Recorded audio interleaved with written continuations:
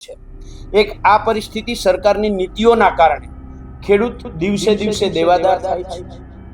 બીજી બાજુ સરકારનું જાણે સ્લોગન હોય કે ખેડૂત હટાવો કંપનીઓ બચાવો। આ રીતે સરકાર છે એ ખેડૂતોના ખેતરમાં દાદાગીરીથી જબરજસ્તીથી કંપનીઓ છે એ વિન્ડ ફાર્મ કંપનીઓ હોય, સોલાર કંપનીઓ હોય કે અન્ય કંપનીઓ હોય, ખેડૂતોના ઊભા પાક ઉપર જેસીબી ફેરવી અને ખેડૂતની છાતી સમ જમીન ઉપર દાદાગીરીથી વીજ થાંભલાઓ, વીજ પોલો ઊભા કરે છે। ડેલામાં લગાવેલું અલીગઢી તાળું 3 મિનિટ સુધી મીડિયાની હાજરીમાં ખોલે છે। અત્યાર સુધીમાં ગુજરાતમાં એવું બનતું હતું કે ચોર તાળા તોડતા હતા અને લોકો પોલીસને ફરિયાદ કરવા જતા હતા। હવે પોલીસ જ તાળું તોડવા આવે ત્યારે ખેડૂતોએ કોને ફરિયાદ કરવા જવાની? જે પોલીસે, જે ડિપાર્ટમેન્ટે ખેડૂતોના, પશુપાલકોના હકનું રક્ષણ કરવું જોઈએ એ પોતે જાણે કંપનીઓના દલાલ હોય તેમ ખેડૂતોનું, પશુપાલકોનું શોષણ કરે છે, જબરજસ્તી કરે છે, લોકોને મરવા સુધી મજબૂર કરે છે। એક વખત એ જ્યારે આક્રોશમાં હોય ત્યારે સરકારમાં આ વખતે તાકાત હોય તો અટકાવવાની કોશિશ કરે। અમે મંજૂરી મેળવશું, અમે કાયદાના મર્યાદામાં રહીને અમારી આખી યાત્રા થવાની છે। મંજૂરી ન આપે તો પણ યાત્રા થશે। 26 જિલ્લાઓમાં 440 થી લઈને 800 કેવી સુધીના વીજ ટાવરો બાંધવામાં આવે છે અને ખેડૂતોને રંજાડવામાં આવે છે, ખેડૂતો ઉપર દમન ગુજારવામાં આવે છે। ગુજરાતનું રેવન્યુ ડિપાર્ટમેન્ટ, ગુજરાતની હોમ ડિપાર્ટમેન્ટ અને ગુજરાત સરકાર કંપનીઓ સાથે મળી અને ખેડૂતોને જે લૂંટવાનું આ કામ કરી રહી છે એની સામેનો આ લડાઈ જે છે એ 15 તારીખે અહીંયા આપણને સૌ ટ્રેક્ટર યાત્રા સ્વરૂપમાં જોવા મળશે। એક વખત એ જ્યારે આક્રોશમાં હોય ત્યારે સરકારમાં આ વખતે તાકાત હોય તો અટકાવવાની કોશિશ કરે। અમે મંજૂરી મેળવશું, અમે કાયદાના મર્યાદામાં રહીને અમારી આખી યાત્રા થવાની છે। મંજૂરી ન આપે તો પણ યાત્રા થશે। રાજ્યભરમાં ખેડૂતોની વિવિધ માંગણીઓ છે। માંગણીઓ લઈને હવે ખેડૂત સંગઠનોની સાથે કોંગ્રેસે સરકાર સામે એલાની જંગની અવધારણા છે તે પૂરી પાડી દીધી છે અને હવે તે ટ્રેક્ટર રેલી કરવાની એમને ઘોષણા કરી દીધી, જેની શરૂઆત સુરેન્દ્રનગરથી થશે। કોણ ગામ જે છે એ મુદ્દો છે, વીજવાયર મુદ્દો છે, પૂરતો ભાવ મળે એ મુદ્દો છે અને એમની દેવા માફી થાય એ મુદ્દો છે। એવા ઘણા બધા મુદ્દાઓ જે છે એને લઈને હવે સીધી રીતે સરકાર સામે હાથ ભેળવાની તૈયારી થઈ રહી છે। નમસ્કાર, હું છું ચિંતામણી પુતનલ પટેલ, સ્વાગત છે આપનો અમારા આ કાર્યક્રમમાં। આવો જોઈએ જે તમામ કોંગ્રેસના નેતાઓ છે કે ખેડૂત આગેવાનો છે એ આ રેલીને લઈને શું કહી રહ્યા છે। સૌ જાણીએ છીએ કે ગુજરાતમાં છેલ્લા 7 વર્ષમાં કમોસમી વરસાદ, અતિવૃષ્ટિ, ખેડૂતોનો જે પાક છે એ પાકનું દર વખતે લગભગ શોથ વળી જાય છે। બીજું જે પાક બચે છે એનો ભાવ 2014માં જે હતો એનાથી નીચે છે। એટલે કે આજથી 10 થી 11 વર્ષ પહેલાં જે ખેત પેદાશનો ભાવ હોય, આજે ઘઉં જોઉં તો ઘઉં 2014માં 425 રૂપિયા હતા, આજે 400 રૂપિયા છે। મગફળી ત્યારે 1200-1300 રૂપિયા હતી, આજે 1100 રૂપિયા છે। કપાસ ત્યારે 1400-1500 રૂપિયા તો આજે ત્યાં ને ત્યાં છે। એની સામે ખેત પેદાશનું જે ઇનપુટ છે એ ઇનપુટ દવા, ખાતર, બિયારણ, ડીઝલ, ખેત ઓજાર બધું જ મોંઘું થયું છે। આ જ પરિસ્થિતિ પશુપાલકોની છે। જે ઇનપુટ ખર્ચ છે એ 2 ગણો, 3 ગણો, 4 ગણો વધ્યો છે અને જે પ્રોડક્શન છે એનો ભાવ ત્યાં ને ત્યાં છે। એક આ પરિસ્થિતિ સરકારની નીતિઓના કારણે ખેડૂત દિવસે દિવસે દેવાદાર થાય છે। બીજી બાજુ સરકારનું જાણે સ્લોગન હોય કે ખેડૂત હટાવો કંપનીઓ બચાવો। આ રીતે સરકાર છે એ ખેડૂતોના ખેતરમાં દાદાગીરીથી જબરજસ્તીથી કંપનીઓ છે એ વિન્ડ ફાર્મ કંપનીઓ હોય, સોલાર કંપનીઓ હોય કે અન્ય કંપનીઓ હોય, ખેડૂતોના ઊભા પાક ઉપર જેસીબી ફેરવી અને ખેડૂતની છાતી સમ જમીન ઉપર દાદાગીરીથી વીજ થાંભલાઓ, વીજ પોલો ઊભા કરે છે। એ વાંઢિયાની ઘટના હોય, એ લોડાઈની ઘટના હોય, એ ટંકારાની ઘટના હોય, એ દ્વારકાના મોડ પરની ઘટના હોય કે કોઈ પણ જગ્યાએ, ગઈકાલે તમે જોયું હશે રાજકોટમાં જે ખેડૂત પોતે એક હાથમાં પેટ્રોલનું ડબલું અને એક હાથમાં અગ્નિ અને આત્મહત્યા કરવા માટે શું કામ આ પોલીસની હાજરીમાં ખેડૂત મજબૂર બને છે? અને એની સામે જે સરકારનું કામ છે, જે કાયદાઓનું કામ છે અને કાયદાઓનો જેને અમલ કરાવવાની જેની જવાબદારી છે, એ જ પોલીસ તમે જોવો છો કે કોંઢ ગામની અંદર ખેડૂતની બાઉન્ડ્રી કરેલી જગ્યામાં ડેલામાં લગાવેલું અલીગઢી તાળું 3 મિનિટ સુધી મીડિયાની હાજરીમાં તોડે છે. અત્યાર સુધીમાં ગુજરાતમાં એવું બનતું હતું કે ચોર તાળા તોડતા હતા અને લોકો પોલીસને ફરિયાદ કરવા જતા હતા. હવે પોલીસ જ તાળું તોડવા આવે ત્યારે ખેડૂતોએ કોને ફરિયાદ કરવા જવાની? પોલીસ પોતે જ જ્યારે તાળું તોડે ત્યારે ફરિયાદ કોને કરવાની? સામાન્ય રીતે પોલીસ પ્રોટેક્શનના જે નિયમો છે એ એવા છે કે ભાઈ કંપની જ્યારે પોલીસ પ્રોટેક્શન માંગે અને એ ખેતર પર આવે ત્યારે ખેડૂત અને કંપની બંને પક્ષકાર વચ્ચે જો ઘર્ષણ થાય તો પોલીસનો રોલ ઊભો થાય છે, નહીતર તો પોલીસે બાજુમાં સાઈડમાં જ ઊભું રહેવાનું છે. પણ એની જગ્યાએ પોલીસ પોતે જ પાર્ટી બની અને કંપની વતી જ્યારે કામ કરે છે ત્યારે અત્યારે કાયદા ઉપર અને કાયદો ક્યાંક ન્યાય અપાવશે એવી ખેડૂતોએ આશા કેવી રીતે રાખવી? ગુજરાતની અંદર આ જે રીતે શરૂઆતમાં લોડાઈ, પછી વાંઢિયા, પછી મોરબી, ટંકારા, માળિયા અને સાપકડા અને છેલ્લે જે કોંઢ ગામની ઘટનાઓ છે એ કુદરતી રીતે રૂટ પણ દેખાડે છે કે ગાંધીનગર તરફ જાઓ. એટલે ક્યાંક ને ક્યાંક ઈશારો પણ છે કે ગાંધીનગર તરફ જાઓ. એટલે આ જે ઈશારો છે એ આવનારા દિવસોમાં ખેડૂતોની વિવિધ માંગણીઓને લઈ અને ખેડૂતો જેવી રીતે અમે મોરબીથી ટંકારાથી મોરબી ટ્રેક્ટર યાત્રા ચાલુ કરી ત્યારે સરકારને એક ઈશારો આપ્યો હતો કે શાનમાં સમજી જાઓ, નહીંતર આ ટ્રેક્ટરની રેલી છે આવનારા દિવસોમાં ટ્રેક્ટરોનો રેલો ગાંધીનગર પહોંચશે. થી આ દેશની અને ગુજરાતની જે સરકાર છે કોર્પોરેટ તરફી અને ખેડૂત વિરોધી નીતિઓ ચલાવતી આવેલી છે અને એને લઈને અત્યાર સુધી ફક્ત ખેડૂતોનું શોષણ થતું હતું, પણ ગુજરાતમાં ખાસ કરીને મોડેલ સ્ટેટ તરીકે જ્યારે વિકસાવવામાં આવ્યું છે ત્યારે ગુજરાતના ખેડૂતો ઉપર દમનનો એક જબરજસ્ત સરકાર દ્વારા, પોલીસ તંત્ર દ્વારા અને વહીવટી તંત્ર દ્વારા દમન કરવામાં આવી રહ્યા છે. ગુજરાતનો અને સમગ્ર દેશનો ખેડૂત ખૂબ જ મુશ્કેલીમાં છે અને એના પોતાના અસ્તિત્વની લડાઈ લડી રહ્યો છે. ત્યારે અમે જે કિસાન સંઘર્ષ સમિતિ અને કિસાન કોંગ્રેસ, જે 23 સંગઠનોનું આ એક સંગઠન બનેલું છે, એના નેજા હેઠળ આવનારા દિવસોમાં ખેડૂતોના જે આમ તો ઘણા પ્રશ્નો છે પણ મુખ્ય 5 પ્રશ્નોને અમે આઈડેન્ટિફાઈ કર્યા છે. એમાં જમીન માપણી અને કાપણી. માપણીને લઈને લગભગ 10-12 વર્ષથી જે માપણીઓ કરવામાં આવી છે એમાં આકાર બદલી દેવામાં આવ્યા છે, વિસ્તાર બદલી દેવામાં આવ્યો છે, એક માલિકનું ખેતર બીજાના નામે થઈ ગયું છે અને આ જે ભૂલ ભરેલી માપણીઓ છે એને રદ કરવા માટે ઘણા સમયથી અમે લોકો સરકારમાં રજૂઆત કરતા આવ્યા છે. સરકાર ઘણા વખતથી એની ઉપર થોડા ફેરફારો કરીને જે નિરાકરણ કરવાનો પ્રયત્ન કરે છે પણ નિરાકરણ થઈ શકતું નથી. એટલે જમીનની માપણીનો મુદ્દો, એની સાથે કાપણીમાં ખાસ કરીને જેટલા પણ પ્રકલ્પો આ ગુજરાતની ભૂમિ ઉપર બને છે એને લઈને જમીન સંપાદન થાય છે. જમીન સંપાદન થાય છે ત્યારે 2013નો જે જમીન સંપાદન કાયદો બનાવવામાં આવ્યો છે એને અનુરૂપ કરવામાં આવતું નથી અને બજાર કિંમતના 4 ગણા નક્કી કરવાનો જે ક્રાઇટેરિયા છે, ઓછામાં ઓછી નુકસાન થાય અને 1 થી વધુ પાકો આપતી સિંચાઈની સગવડવાળી જમીનોનું સંપાદન ન કરવું એવો કાયદો હોવા છતાં પણ એ કાયદાનું ઉલ્લંઘન કરીને સરકાર જમીનનું સંપાદન કરે છે. એની વિરુદ્ધમાં આ અમારો પહેલો મુદ્દો છે.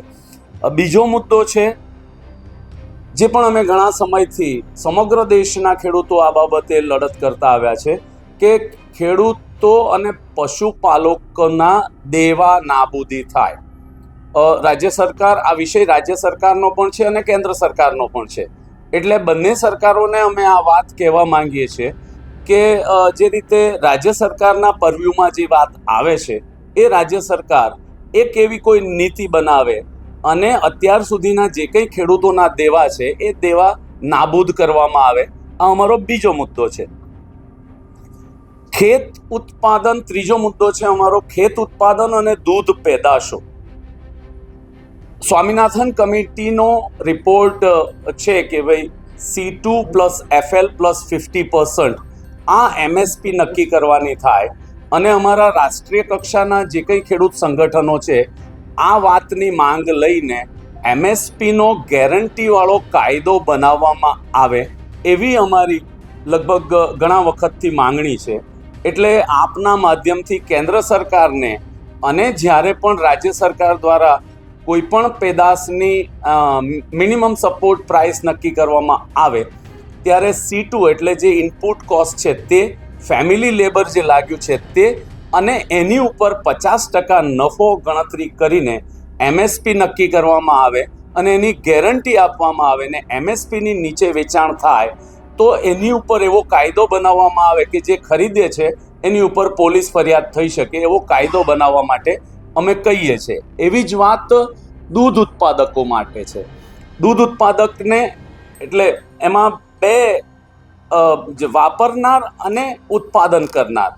વાપરનારને દૂધ મોંઘું મળે છે અને ઉત્પાદન કરનારને જે રીતે એની ઉત્પાદન ખર્ચ છે એ ઉત્પાદન ખર્ચની સામે એને અને વળતર મળતું નથી અને વચ્ચેની જે મલાઈ છે એ વહીવટકર્તાઓ અથવા સરકારમાંથી બેઠેલા અધિકારીઓ એ ખાઈ જાય છે. એવા સંજોગોમાં કર્ણાટકા સ્ટેટ, રાજસ્થાન સ્ટેટ જે દૂધ ઉપર પ્રતિ લીટર સબસિડી આપે એટલે દૂધની ફેટ દીઠ કિંમત નક્કી થાય અને જો એની ઉત્પાદન ખર્ચ છે એને સાથે એ મેળ ન ખાતો હોય તો પ્રતિ લીટર દરેક ઉત્પાદનને જે રીતે કર્ણાટકા સરકાર 5 રૂપિયા પ્રતિ લીટર સબસિડી આપે છે એવી જ કોઈ સ્કીમ ગુજરાતમાં પણ બનાવવામાં આવે. કારણ કે ગુજરાત તો ડેરી ઉદ્યોગ માટે, ડેરી ઉદ્યોગ ગુજરાતથી જ શરૂ થયેલો છે અને મોટા મોટા પ્રકલ્પો ગુજરાતની અંદર છે અને સમગ્ર દેશની અંદર જ્યારે દૂધની સપ્લાય થતી હોય ત્યારે ગુજરાતનો દૂધ ઉત્પાદક એને જે શોષણ થાય છે એ શોષણ નહીં થવું જોઈએ. આ અમારો ત્રીજો મુદ્દો છે. ચોથો મુદ્દો આને લઈને જ છે કે MSP દૂધ ઉત્પાદકોના ભાવ એની સાથે સંકળાયેલો ઇનપુટ કોસ્ટ. એટલે આજથી 10 વર્ષ પહેલાંની વાત કરીએ તો ખાતરના જે ભાવો હતા એના કરતાં 1.5 ડબલ અને 3 ગણા ખાતરના ભાવ, એ નાઇટ્રોજનિયસ ફર્ટિલાઇઝર હોય કે મિક્સ ફર્ટિલાઇઝર હોય, પણ સરકારની ખોટી નીતિને લઈને અને એ ઇન્ટરનેશનલ મોનેટરી ફંડ અને વર્લ્ડ બેંકના દબાણમાં આવીને ખેડૂતોના ખાતર ઉપરની સબસિડી ઓછી કરીને જે ખાતરના ભાવ વધારવામાં આવ્યા છે એના કોરસ્પોન્ડિંગલી જે ખેત ઉત્પાદનના ભાવ વધવા જોઈએ એ નથી વધ્યા. એટલે ક્યાં તો 2014 પહેલાં જે સબસિડીનો ક્રાઇટેરિયા હતો એ ક્રાઇટેરિયા પાછો લાગુ કરવામાં આવે. મિક્સ ફોસ્ફેટિક અને નાઇટ્રોજિનસ ફર્ટિલાઇઝર એ ફર્ટિલાઇઝર ઉપર ખેડૂતોને પરવડે એવા ભાવથી ક્વોલિટીવાળું અને ક્વોન્ટમમાં જેટલી જરૂરિયાત છે એટલી જરૂરિયાત મુજબના ખાતરનો જથ્થો ઉપલબ્ધ કરાવવામાં આવે. દૂધ ઉત્પાદકોના કેસમાં અત્યારે જે અમેરિકા સાથેની જે ટ્રીટી કરવા જઈ રહી છે ભારત સરકાર, એમાં જે ખાણ દાણ અહીંયા ઇમ્પોર્ટ કરવાની વાત છે એને લઈને ખેડૂતોના ઉત્પાદન બજારમાં ઓછા ભાવે વેચાશે અને વધારે ભાવનું ખાણદાણ બજારની અંદર અવેલેબલ થશે. એવા સંજોગોમાં કિંમતો, જે ઇનપુટ કિંમતો છે દૂધ ઉત્પાદકોને માટેની, એ પણ યોગ્ય નક્કી કરવામાં આવે એવો અમારો ચોથો મુદ્દો છે. આખરી જે પાંચમો મુદ્દો છે એ ખેતીને આમ તો સરકાર કંઈ મહત્વ પ્રાધાન્ય આપતી નથી. ઉદ્યોગોને જે રીતે પ્રાધાન્ય મળે છે, ઉદ્યોગોને જે રીતે વીજળી મળે છે, અને એ વીજળી ખેડૂતોને ફક્ત 8 કલાક મળે અને એ પણ ત્રુટક મળે અને એના જે રેટ વસૂલ કરવામાં આવે છે, એના જે ચાર્જ વસૂલ કરવામાં આવે છે એ ઓલમોસ્ટ લગભગ ઉદ્યોગોના અને ડોમેસ્ટિક યુઝ માટે જે થાય છે એને લઈને વસૂલ કરવામાં આવે છે. એટલે એની પણ કોઈ મીટર પ્રથા નાબૂદ થાય, ખેડૂતોને હોર્સ પાવર દીઠ વીજળી આપવામાં આવે. અને ખાસ જે મુખ્ય મુદ્દો અમારો જેને પ્રાયોરિટીમાં એટલે કાપણી અને માપણીની જે મેં વાત કરી એમાં વીજ ટાવર લાઇનને લઈને, કારણ કે ગુજરાત પોતે વીજ ઉત્પાદન માટે સેલ્ફ સફિશિયન્ટ છે. આજે જે ગુજરાતનું વીજ ઉત્પાદન છે એ લગભગ 29,000 મેગાવોટનું છે અને હાઈ સમરમાં પીકમાં 25,000-27,000 મેગાવોટ ગુજરાત કન્ઝ્યુમ કરે છે ઇન્ડસ્ટ્રીયલ, ડોમેસ્ટિક અને એગ્રીકલ્ચર ત્રણ સેક્ટરની અંદર. પણ ગુજરાતની અંદર જે મોટી બે મહાકાય કંપનીઓ ખાસ કરીને રિલાયન્સ અને અદાણી એ બંને થઈને 84 ગીગાવોટ વિન્ડ અને સોલાર પાવર જનરેશન કરે છે અને બાકી નાની નાની કંપનીઓ થઈને ગુજરાતમાં 135 ગીગાવોટ સોલાર અને વિન્ડ જનરેશન થવા જઈ રહેલું છે. અને તમામ વીજળી ગુજરાતમાંથી સમગ્ર દેશની અંદર લઈ જવા માટેની ઇન્ટરસ્ટેટ ટ્રાન્સમિશન સિસ્ટમ ડેવલપ કરવામાં આવી છે અને એને લઈને ગુજરાતના 26 જિલ્લાઓમાં 440થી લઈને 800 કેવી સુધીના વીજ ટાવરો બાંધવામાં આવે છે અને ખેડૂતોને રંજાડવામાં આવે છે, ખેડૂતો ઉપર દમન ગુજારવામાં આવે છે. કારણ કે ઇન્ટરસ્ટેટ ટ્રાન્સમિશન સિસ્ટમ છે એટલે ભારત સરકાર દ્વારા ગાઈડલાઈન આપવામાં આવી છે. એક ROW ગાઈડલાઈન છે, એક સપ્લિમેન્ટરી ROW ગાઈડલાઈન છે. એને એકોર્ડિંગલી બીજા રાજ્યો ધારો કે હરિયાણા, પંજાબ, રાજસ્થાન, મધ્યપ્રદેશમાં જ્યારે ટાવર લાઈન નાખવામાં આવે ત્યારે કેન્દ્ર સરકાર દ્વારા બનાવેલા કાયદાઓ દ્વારા ખેડૂતોને વળતર ચૂકવવામાં આવે છે. કાયદો શું છે તો કે ભાઈ જમીન સંપાદન કાયદા મુજબ બજાર કિંમતના 4 ગણા અને બજાર કિંમત નક્કી કરવાની પ્રક્રિયા જે છે એ સપ્લિમેન્ટરી ROW ગાઈડલાઈનની અંદર નક્કી કરવામાં આવેલી છે કે ભાઈ ખેડૂત અને કંપનીના પ્રતિનિધિઓની એક કમિટી બને, એમાં કલેક્ટરનો એક પ્રતિનિધિ હોય અને એનો વેલ્યુઅર નિમાય. ખેડૂત એક પોતાનો વેલ્યુઅર નિમે, કંપની પોતાનો વેલ્યુઅર નિમે અને જમીનની બજાર કિંમત નક્કી કરીને ખેડૂતોનું વળતર ચૂકવવામાં આવે. આ ફોલો કરવામાં નથી આવતું. ROW એને લઈને જે તારનો વિસ્તાર છે એમાં પણ આડેધડ કરવામાં આવે છે. એટલે આ બધી ગાઈડલાઈન અને પોલિસી ડિસિઝન છે. એટલા માટે અમે એક આપના માધ્યમથી અમે માનનીય વડાપ્રધાનશ્રીને એક પત્ર પણ અમે ગયા મે મહિનામાં લખ્યો છે અને એમાં લખ્યું છે કે આ બધી નીતિઓ નક્કી થાય, કારણ કે આ નીતિ વિષયક નિર્ણયો છે. આ નીતિ નક્કી થાય ત્યાં સુધી એક ટાવર દીઠ 2 કરોડનું વળતર મળે અથવા તો માસિક ભાડું જે ટેલિકોમ્યુનિકેશન એક્ટની અંદર થાંભલા દીઠ અમને 30,000 રૂપિયા માસિક ભાડું ચૂકવવામાં આવે એવી એક અમારી માંગણી પણ અમે ઊભી કરીએ છીએ. સમસ્યાઓ અને એની સામે ખેડૂતોની માંગણીઓ વિશે વાત મૂકી છે. ગુજરાતની અત્યારની ખેડૂતની જે દયનીય સ્થિતિ છે, લોડાઈ હોય, વાંઢિયા હોય કે પછી કોંડ ગામ હોય, જે રીતે ગુજરાતની પોલીસ પોતે મોટી કંપનીઓના દલાલ હોય એ રીતે જ અત્યારે આખો વહીવટ કરતી હોય એવું લાગે છે. કલેક્ટરો રાતોરાત મંજૂરીઓ આપે છે. 1-2 વસ્તુ હું આપની ધ્યાનમાં લાવવા માગું છું. જનસુનવાઈ એ કોઈ પણ જમીન અધિગ્રહણનો હિસ્સો છે. જનસુનવાઈ વગર કોઈ પણ જગ્યાએ જમીન સંપાદન કરી શકાય નહીં.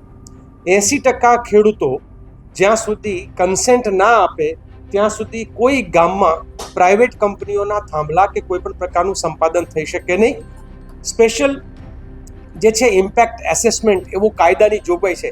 એટલે સમગ્ર 2013નો LARRનો જમીન સંપાદનનો કાયદો ગુજરાત સરકાર અને ગુજરાતનું રેવન્યુ ડિપાર્ટમેન્ટ અને પોલીસ ડિપાર્ટમેન્ટ ઘોળીને પી ગઈ છે અને એની સામેનો આક્રોશ અત્યારે ગુજરાતમાં તમને જોવા મળશે.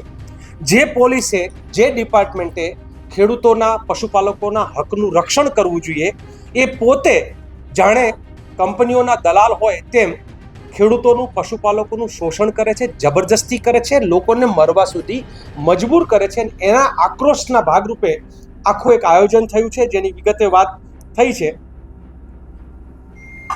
આવતીકાલે સુરેન્દ્રનગરમાં કે ખેડૂતો જે છે એ ત્યાં કલેક્ટર કચેરીએ રજૂઆત કરવા માટે રેલી સ્વરૂપે જશે.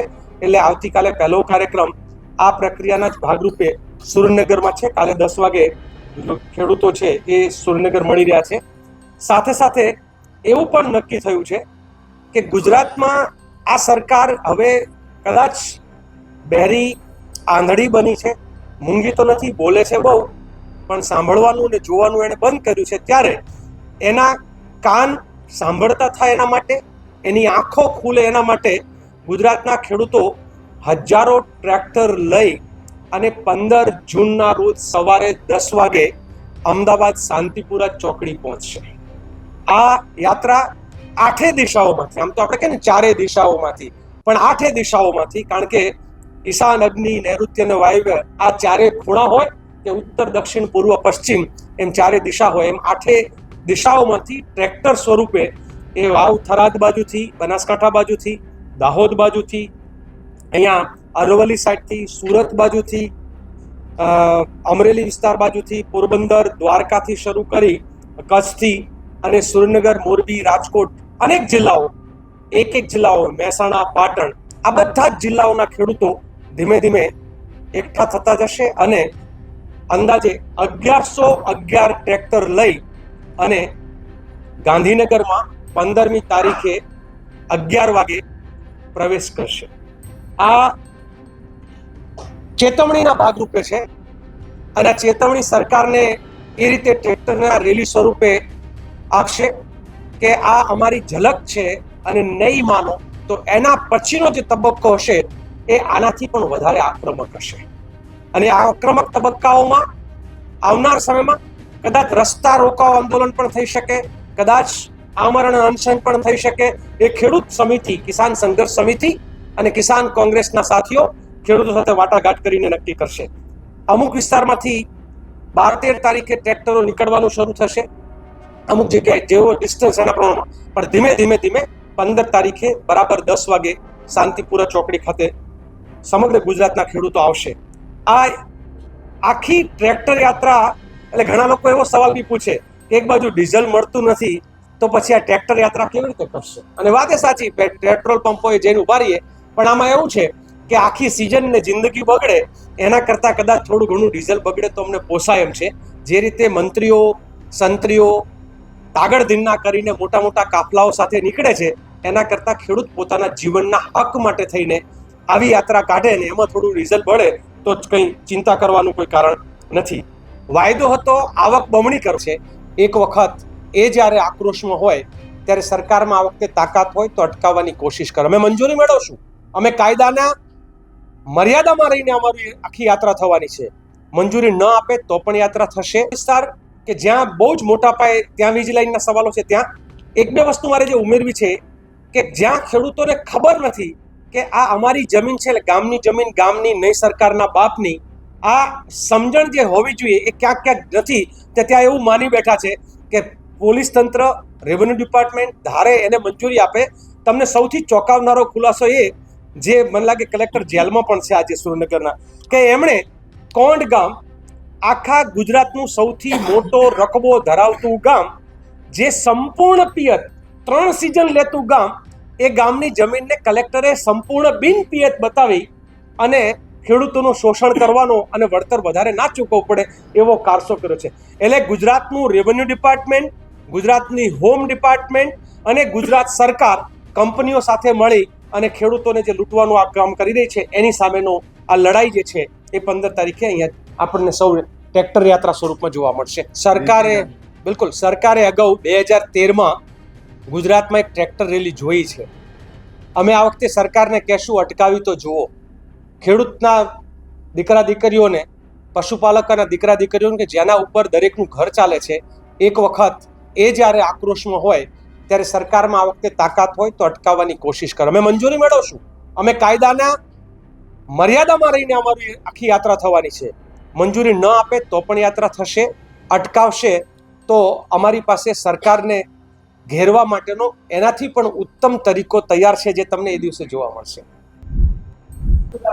આ સમગ્ર ઘટના લઈને આપ શું વિચારો છો જરૂરથી અમારા કોમેન્ટ બોક્સમાં કોમેન્ટ કરજો. એ સિવાય અમારી યુટ્યુબ ચેનલ લાઈક કરો, સબસ્ક્રાઈબ કરો, બેલ આઇકન દબાવો. સાથે અમારી અલગ અલગ જે ફેસબુક અને ઇન્સ્ટા પેજ છે ત્યાં પણ જઈને ફોલો કરી શકો છો. એ સિવાય અમારી વેબસાઇટ છે www.gujaratpress.in, ત્યાં પણ જઈને તમે વધુ અપડેટ થઈ શકો છો. અત્યારે માટે બસ આટલું જ. નમસ્કાર.